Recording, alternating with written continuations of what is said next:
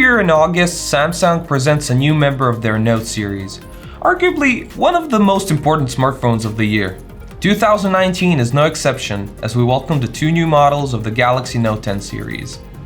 The Korean consumer electronics giant presented two new members of the Galaxy Note series, that being Galaxy Note 10 and Galaxy Note 10 Plus, which come in 6.3 inches and 6.8 inches displays respectively.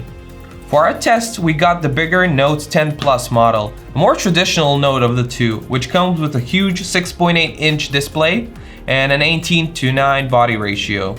The display on this device is a true masterpiece. Now, the curves on the side of the screen have finally reached their optimal shape, giving a real impression of an infinity screen.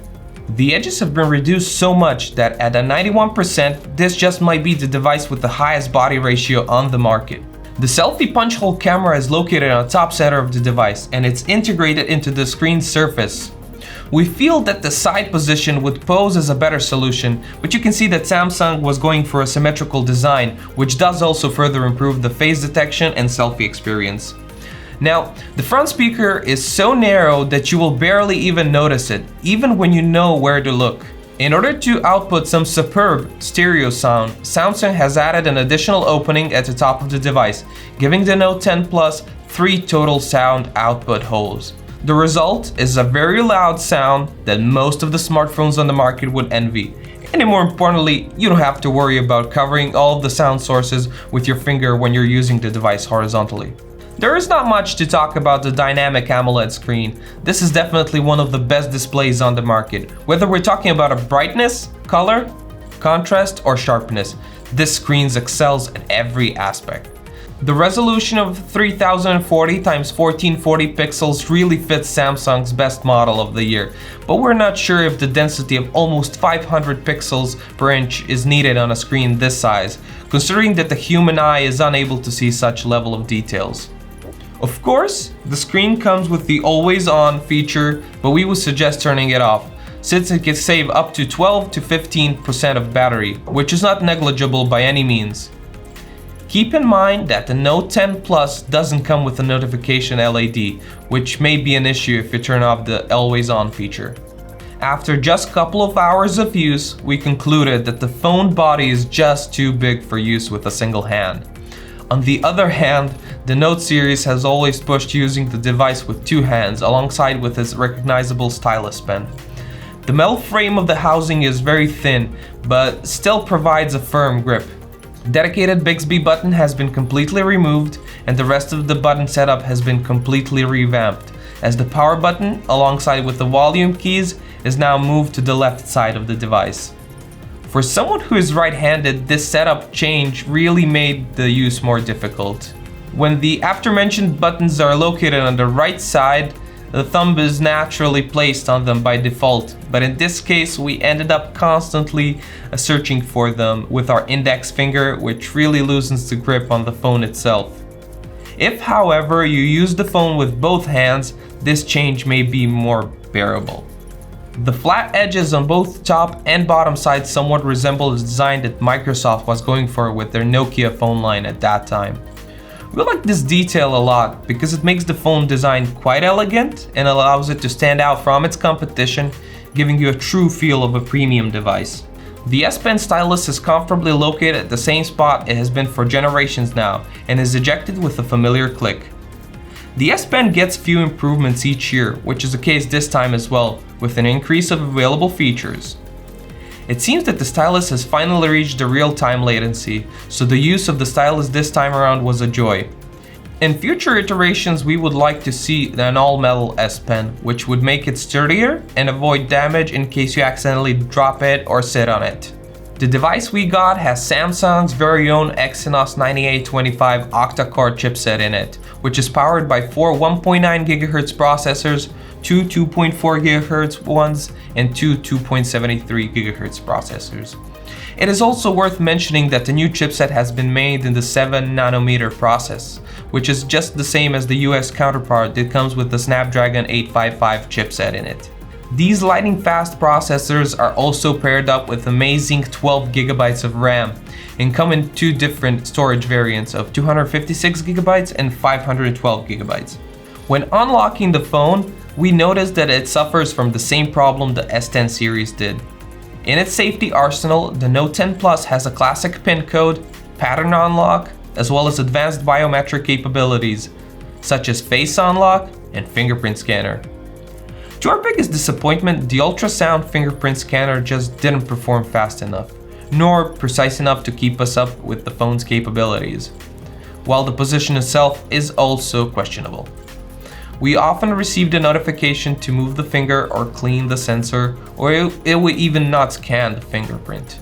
Even the facial recognition wasn't that accurate, so trying to detect your face while using sunglasses can be frustrating. Don't get us wrong, both of these features are working as intended, just not at the degree we were expecting from a phone in this price range. The phone comes with a pair of AKG headphones, double-sided USB-C cable with a 25-watt charger, a USB-C to USB-A adapter, and a tool for replacing the tip of the S Pen stylus. Samsung sadly decided to go it the same way Apple did, and only offers the 45-watt charger as an additional accessory. The AKG headphones provided average sound quality and also come with the USB-C. Honestly, we would have preferred 3.5mm headphones that come with an USB-C to 3.5mm adapter. As for the phone cameras, the module with 3 lenses and a TOF VGA camera was recently named the best in the world by the famous DxOMark website, and we could see that in every situation, especially in low light conditions. A large aperture allows the sensor to absorb a large amount of light, even in some of the challenging conditions, and provide a high level of details when you least expect it.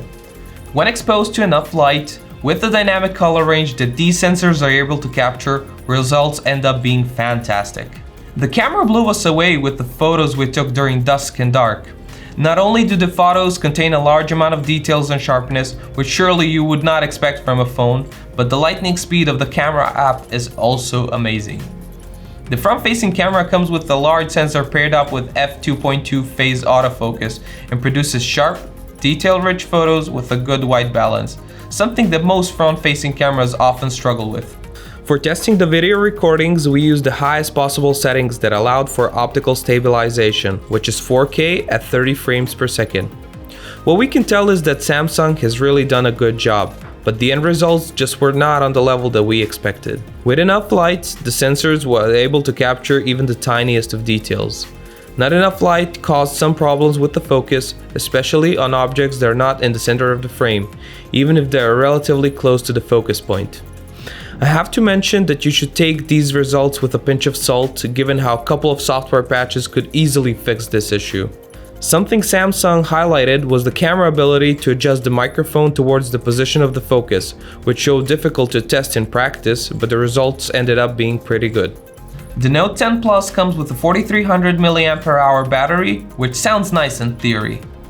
In practice, the huge screen paired up with the always-on function just didn't allow the battery to survive for more than a day.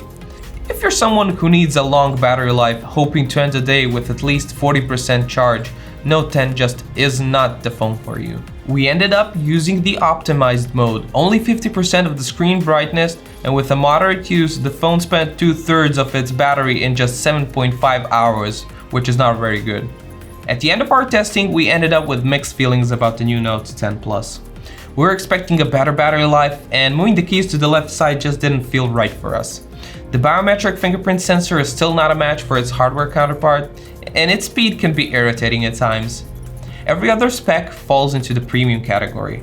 The lightning speed, hardware that is one step ahead of all of its competition, a bunch of well-made software solutions made by the Samsung's research and development teams, fantastic camera sensors, and the incredible large infinity display.